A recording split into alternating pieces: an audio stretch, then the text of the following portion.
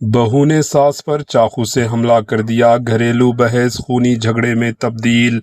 तेलंगाना के दारुल हुकूमत शहर हैदराबाद के जुड़वा शहर सिकंदराबाद से एक तशवीशनाक खबर सामने आई, जहां घरेलू तनाज़ा इस वक्त खूनी रुख इख्तियार कर गया जब एक सगी बहू ने मुबैना तौर पर अपनी सास पर चाकू से हमला कर दिया।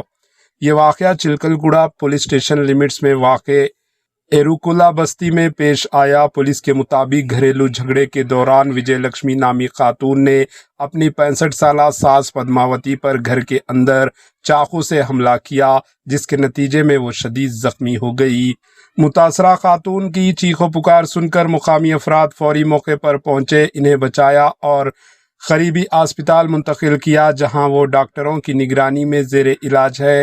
इत्तला मिलते ही चिलकलगुड़ा पुलिस मौके पर पहुंची, केस दर्ज किया और हमले की असल वजूहात जानने के लिए तहकीकात शुरू कर दी।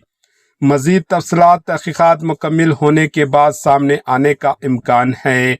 मजीद ताज़ा तरीन खबरों के लिए AHN न्यूज़ चैनल को सब्सक्राइब करें। Bureau report, AHN news.